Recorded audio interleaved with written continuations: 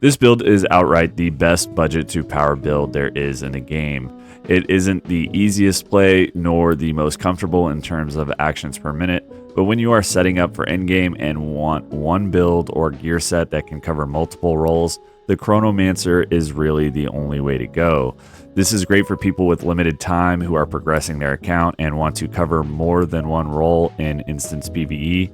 And those of you following my Zero to Hero series, this is actually the build that I'm working towards on that account currently, but I'll cover more of that in the Zero to Hero series. For this build, we are running Assassin's gear with a handful of Berserker pieces. Mesmer has a hard time reaching crit cap, and this setup requires special food to give you that extra precision. Keep that in mind if you plan on running this. The only Berserker pieces are one ring, one accessory, the helmet, the chest, and the weapons.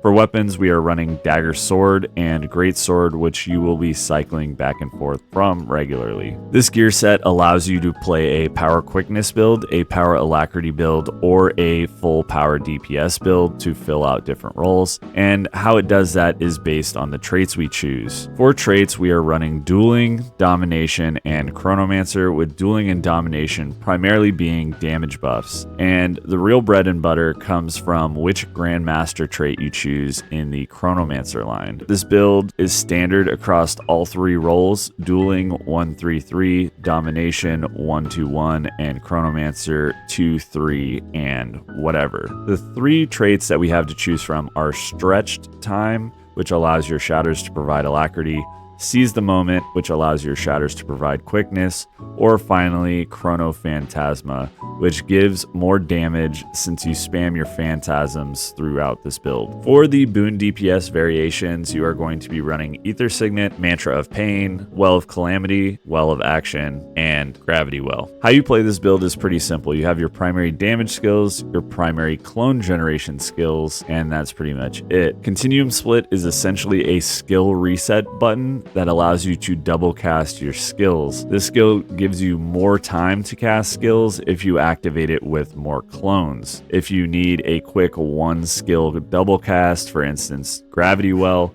you can do it with 0 or even 1 clone.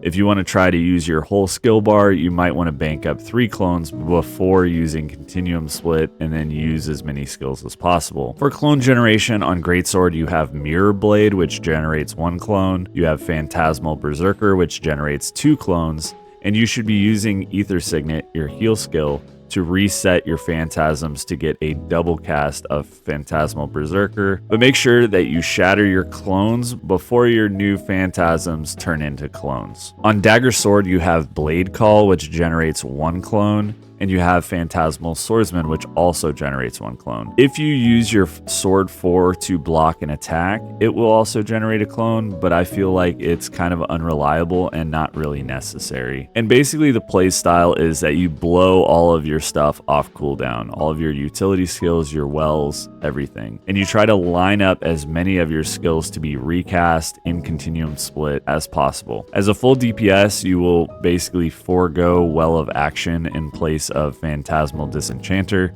which will also generate a clone if you need it. Though the DPS variation, you will most likely be focusing on just blowing all of your clones on your F1 skill instead of rotating through them to maintain boons.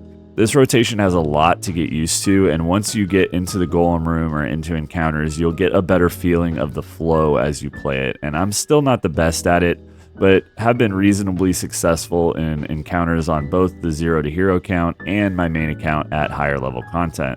I hope this helps shed some light on how to play this build and what I am personally shooting for on this Zero to Hero run.